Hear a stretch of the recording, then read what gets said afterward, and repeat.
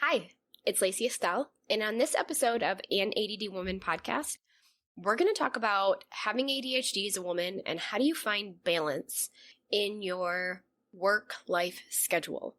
One of the hardest pitfalls that I find as an ADHD person and in talking to other ADHD women is that we have a hard time trusting our working memory. So we're constantly feeling like we need to do more, be more, accomplish more, and like we're always tripping up and never really reaching our full potential. So how do you find balance in that? Let's talk about it. Welcome to An ADD Woman podcast.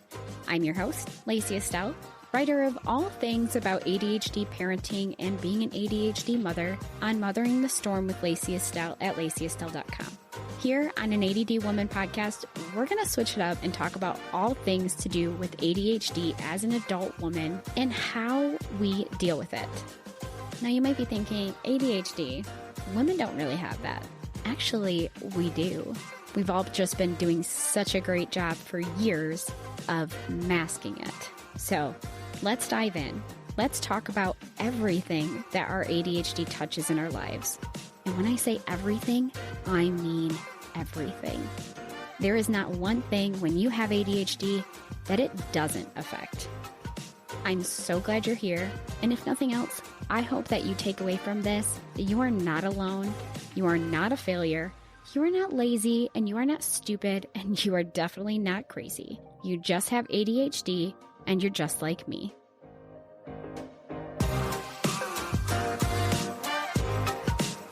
So something popped up on my Instagram the other day, and it got me thinking about the never-ending spiral of, am I doing enough, or am I slacking, and how these thoughts can transfer into, can I even take a break, or I can never take a break.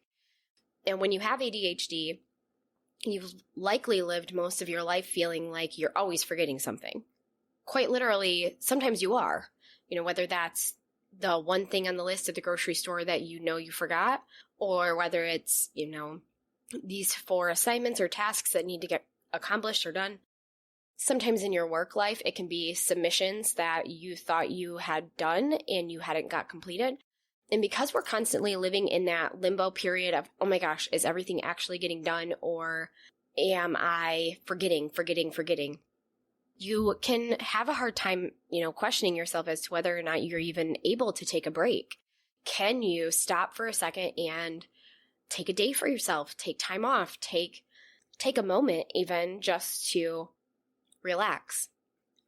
One of the best things that I have found to do is to make sure that visually I have some sort of checklist. Now, whether that is something that you can write down, whether you are writing it down physically in a list format and crossing things off, which I will say is not the, I don't think it's always the best option because of the fact that so many of us will tend to write on a sticky note or just a piece of paper that we have, and then we lose it.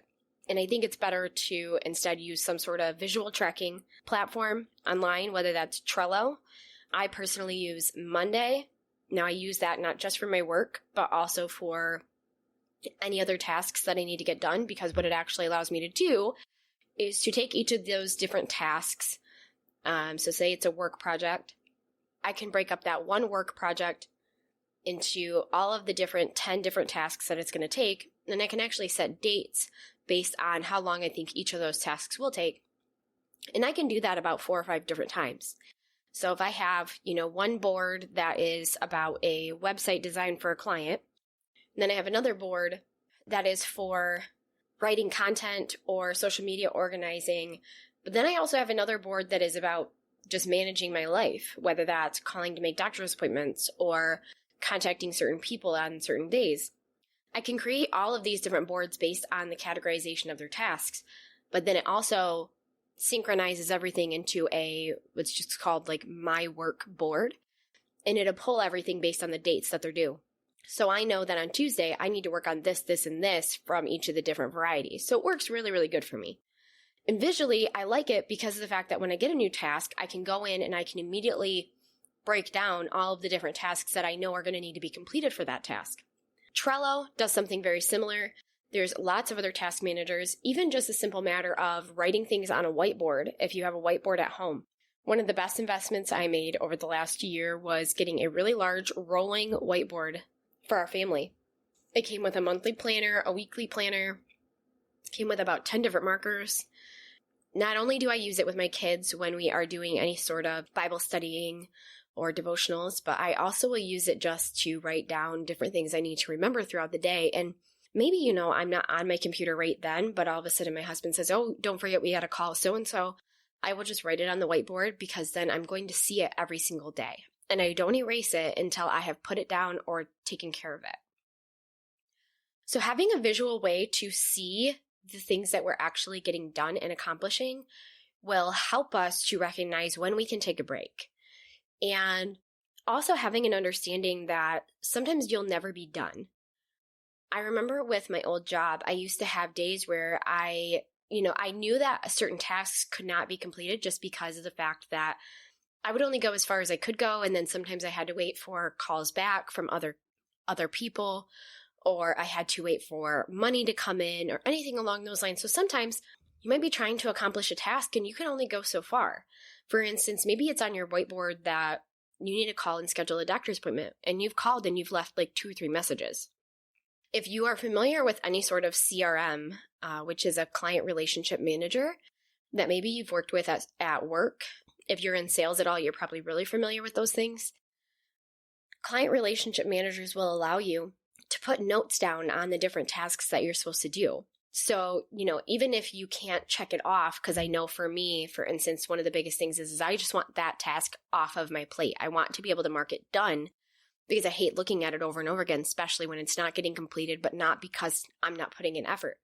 But if you can make a note on it that says, I called on this day, I talked to so-and-so on this day, I'm waiting for the doctor to call me back. Those types of things are also something that visually allow you to see that you did physically do something. Learning to also prioritize the most important tasks and work on those first is another thing that comes into trying to get out of that spiral. Some days, you will have tasks that need to get done, and maybe they've been on your list for a few days, but then something comes in that day that has to get done that day. And for some reason, you only have so much time to get that other task completed. Learning to prioritize things, what I actually used to do when I would physically write out my goals and my priorities is I would then, after I wrote out everything that needed to get done, I would take that list and I would look through it and I would number each of the different tasks based on how important they were right then. And how do you measure something like that? Well, you look at it and you ask yourself, if this doesn't get done today, what's the worst thing that's going to happen? And a lot of times you'll find that there may have been things, especially if you're an ADHD person, there may have been things that you're like, I'm prioritizing this because your brain just wants to focus on it. You want to get that design done for somebody by Friday, even though it's Monday and you have 4 or 5 other things to do, but because your brain just is in design mode and you keep brainstorming about it. You have to teach your brain to shift focus on other things. So what you can actually do, what I found most helpful, is to take that task that my brain keeps wanting to go back to and kind of use it for dopamine. Set aside a certain amount of time that you're going to allow yourself to work on it so you can kind of get through that and allow your brain to think about it for a little while. But because it's not a high priority task that needs to get done right now, only allow yourself to work on it for 45 minutes to an hour. And then tell yourself, okay, for the next 2 hours, I'm going to tackle this, this, and this, which has to get done by tomorrow. Doing that, you will find that you will get a lot more things done and you'll alleviate that constant pressure that you feel of, oh my gosh, I don't know if I did everything today. Like I find that a lot of times having ADHD sometimes feels like we're in a hamster wheel. We're running, but we're never really getting anywhere. And it's hard for us to recognize when we're approaching burnout because of the fact that we are the epitome, especially as women who have ADHD, we are the epitome of staying busy. If you're anything like me, you may have found that busyness helps you to keep things going, keep things done. If you don't stay busy, if you slow down at all, you're going to start to forget things aren't going to get accomplished, and you just can't have that because you can't really rely on your working memory to allow you to go back to certain things. So instead, you have to pile as much stuff onto you as you can, and in an effort to make sure that you have increased pressure sufficiently so you can get everything done. But a lot of times that will turn us into a hamster on a wheel. If you are approaching burnout, you're going to see a couple things. You're going to be getting sick more often. If you haven't noticed by listening to this podcast episode, I am facing some sort of head cold, sinus infection. I don't know what it is, but it is making it difficult for me to breathe. And not only are you going to get sick more often, you'll notice that coffee or any sort of energizing activity that you used to do, whether that was exercising, going for a walk, just writing things down, taking a breather in the morning, those things won't have the same effect on you as they used to in the past because you're approaching burnout and you're getting to a point where you cannot really handle much more. You'll also, if you're an ADHD person, you'll begin to avoid things even worse than you normally do. I don't know why this is, but I do just know that the more burnout I'm getting, the worse my ADHD symptoms are. I would guess it probably has something to do with stress hormone, cortisol, because I know cortisol can make it so that you just cannot manage your ADHD hardly at all. And if that's going to be higher, then you're more than likely going to have an even harder time managing your ADHD symptoms, regardless of whatever medication you're on. If your cortisol levels are high, everything's just going to feel like that much more difficult. So the other thing too, in whether or not you can take a break, is how are you measuring your accomplishments? How are you measuring your success? Is your success or your worth even, is it specifically in how many tasks you can complete? Or is it in how much money you can make? Or is it by satisfying others? All of those things are fleeting, but they are still important to make sure that you are taking inventory of in your life. It's important to be able to sustain your bills. It's important to be able to accomplish the tasks that you need to get done. Little by little, the more things you accomplish task-wise, the closer you work towards your goals. But at the same time, you have to recognize whether or not you're using those things to measure your ability to take a break. And if you are doing that, then you have to give yourself a stopping point. You cannot just tell yourself, well, I worked really hard today, so I don't deserve a break. Or I worked really hard today, but I still didn't get this, and this done, so I don't deserve a break. You have to actually tell yourself, okay, if I can just get this completed by Thursday and this thing halfway done by Thursday, I can take Friday off. And I need to take Friday off because if I don't take Friday off, I'm not going to be good at what I'm trying to do next week. So many times I feel like we as ADHD people will tap into this idea of if I'm not busy, if I'm not working on something, then I'm not doing enough. And it really just doesn't work that way. It's not black and white, and we have to stop thinking that things are black and white. You can work on stuff and work really hard on it, but you have to allow yourself a stopping point. Because here's the other thing that will happen. Inevitably, your body will force you to take a break, and then you won't be able to focus. But if you had at least given yourself a stopping point of, okay, I can work on this until this point, and then I'll take a break, you would probably feel a lot better. Instead, when you work so much to a point to where you force your body to make you take a break, you take that break, but you take it against your better judgment, and you're constantly still stressing about everything you can't get done while you're sick. If that is what you're doing to measure your success, you have to work in stopping points for you to say, okay, I've got this much done. So now I have to stop here and alleviate my stress level. I need to go do something for myself. I need to put my phone down. I need to leave my phone at home. I know that sometimes that could possibly be scary, but sometimes it's the best thing you can do because if your phone's at home, you have no excuse as to needing to get back to anybody right away.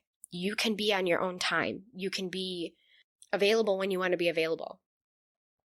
So you have to learn to build trust with yourself. I think that's one of the other most important things in this is learning to trust ourselves.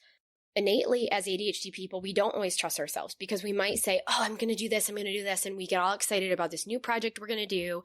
We're going to work really hard on it, and then push comes to shove, and all of a sudden we're like, I just don't have time to do this. And then all of that stuff just kind of sits in our house or in our room or sits somewhere, and we just look at it every day, and we just kind of are disgusted with ourselves like, oh, look at that. There's another project that I never got done or I never accomplished. But the truth of the matter is people do that all the time, and it really doesn't matter.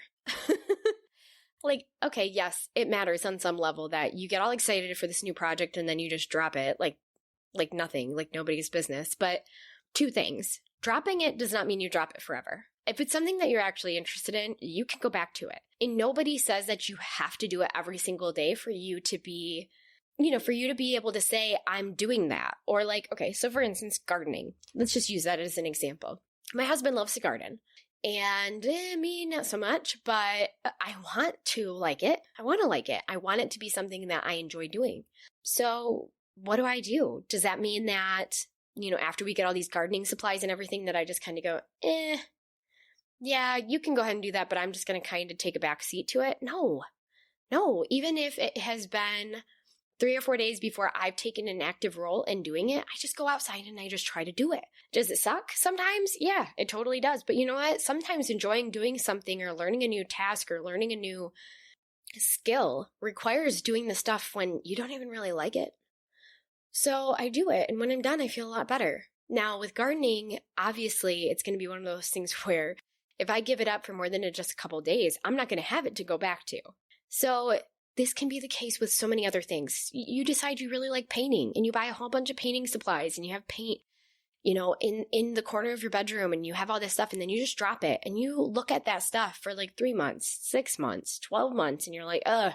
And then people ask you, oh yeah, weren't you going to get into painting? And you tell yourself, yeah, no, that's not. Maybe you tell them even, yeah, no, I was, but I guess it's just not something that I'm going to pursue anymore. Pfft, who cares? You can say, yeah, I really enjoy painting. I just haven't had very much time to dedicate to it, but I plan to. You can plan to do stuff for an indefinite amount of time. Nobody says that you have to do something and have to have it done by this certain date. And I know I talked about that briefly in other timelines, but by telling yourself that, okay, I can set something down for now. I can put this down for now. As long as I eventually pick it up, it will not be forever. I will eventually pick that back up. You can build trust with yourself. You can learn to trust yourself and trust that you're going to go back to it, whether that's 3 months, 6 months, 12 months, 2 years, I don't care. Down the road, you're going to go back to it. So what? For how long it takes you. So what? You also have to surround yourself with people who won't exploit your shortcomings.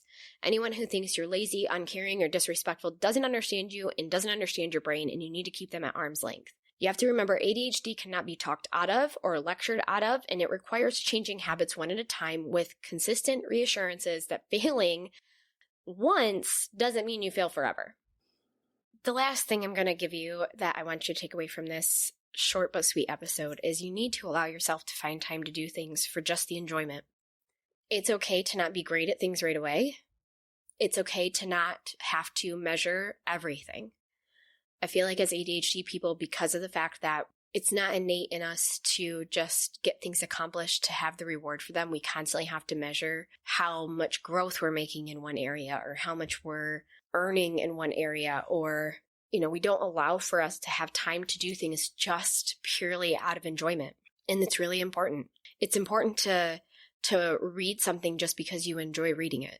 It's important to take part in something or create something just because you enjoy it, not because it's going to grow you, not because it's going to earn you money, not because it's going to be the best thing you have to offer somebody else, just because you like it. You're allowed to just like it and enjoy the way it makes you feel.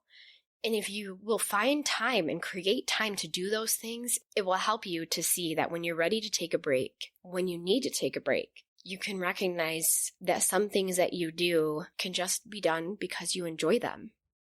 You don't have to always live your life task-oriented based on all this busyness and constantly feel like you have to be running on a treadmill all the time to be accomplishing anything. You can take a step down and you can do something just because it's fun. And I think that's important to remember, because I feel like ADHD people, we are so likely to burn ourselves out on tasks.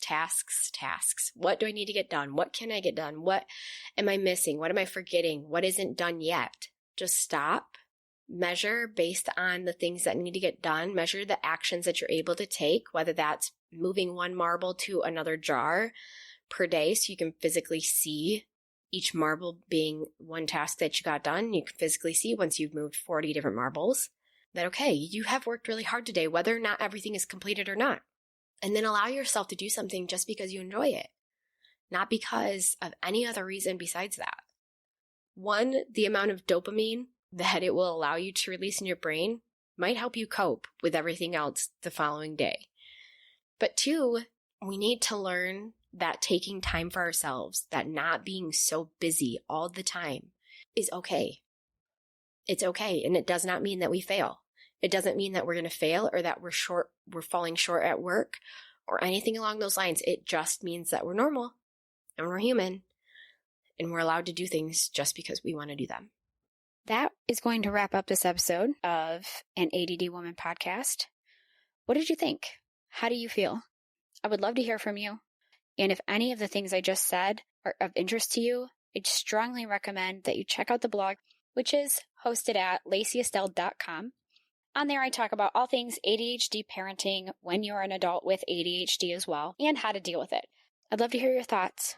Love to hear what you think, and I'll be talking to you guys soon.